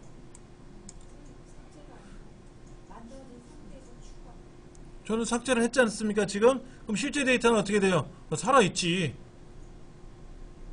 제가 실제 프로그램 폴더를 삭제한 게 아니라 라이브러리라는 이름만 하나 삭제한 거지. 라이브러리라는 이름만. 그러면 휴지통에 가면 있을려나? 휴지통에 가면 여기 있네. 그럼 자료실 있잖아요. 이거 보관하면 어떻게 돼요? 거기 가보면 자료실이 있을 거 아니야. 그럼 그대로 다 있네. 뭐 연결만 해놓은 것 그거니까 필요 없으면 삭제하면 되고. 기본이 이제 문서, 비디오, 사진, 음악이지 않습니까? 네 가지가 지금 기본이죠. 기본이니까 필요 없으면 삭제하면 되고 필요하면 넣어주면 되지. 그러니까 이런 것들이 윈도우에 새롭게 적용되는 폴더들이에요. 그러니까 폴더라고 하는 거는 쉽게 말해서 이런 게 폴더지. 그냥 내 USB 메모리 안에 이정민 폴더 만들고 프로그램 폴더 만들고 그 폴더 안에다가 한글 2007 폴더 만들고 이런 게 폴더라고만 생각했는데 이건 일반 폴더고, 라이브러리라든지 하는 거는 좀 특수한 개념의 폴더가 되는 거죠. 그 바탕화면에 저기가 폴더를 파일을 갖다가 바탕화면으로 보내기 할 적에는 예. 그거랑 비슷한 건가요? 그러니까 바탕화면에 보내기는 이제 우리가 이런 거죠. 오른쪽 버튼 눌러서 바로가기 만들기 뭐 이렇게 하면 바탕화면에 가짜 아이콘, 바로가기 아이콘이 만들어지잖아요. 예, 예. 이제 그거는 실제 프로그램이 아니라 가짜 아이콘만 하나 가는 거죠. 똑같은 건 아니고 그런 맥락이라고 보시면 돼요. 그런 맥락이라고. 예. 한번 만들어 보시고요. 만들어 보시고